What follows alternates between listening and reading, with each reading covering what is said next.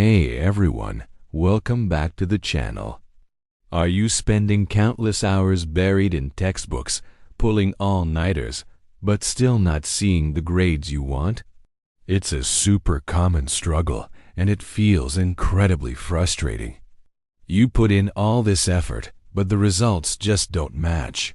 Well, what if I told you the problem isn't how hard you're studying, but how you're studying? Today, we're diving into the game-changing concept of studying smart, not hard.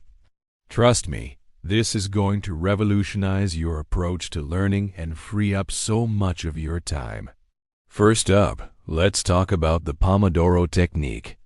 This is so simple, but so effective. You study and focus 25-minute blocks, then take a short 5-minute break. After 4 of these cycles, you take a longer break, maybe 15 to 30 minutes. Why does this work? It aligns with how our brains naturally operate. We can't maintain peak concentration for hours on end. These short, intense bursts keep your mind fresh and prevent burnout. Plus, that little break is a reward that motivates you to get through the next session. Next, you need to ditch passive learning. Simply rereading your notes or highlighting your textbook is one of the least effective ways to study. Instead, embrace active recall. This means actively retrieving information from your brain. How do you do this? Try quizzing yourself with flashcards, explaining the concepts out loud to a friend or even just to your pet, or try to recreate your notes from memory without looking. This process of pulling information out strengthens the neural pathways, making it much easier to remember during an exam. It's like exercising a muscle. The more you use it, the stronger it gets. Finally, let's talk about understanding your learning style and planning ahead.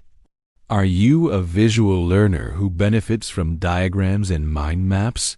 An auditory learner who remembers things better by listening to lectures or discussions?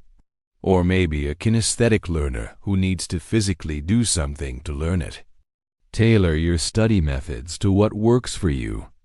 And always study the most difficult subjects first when your brain is at its peak energy. Don't save the hardest topic for when you're already tired. By using these smart strategies, you'll not only improve your grades, but also reclaim your time to do other things you love.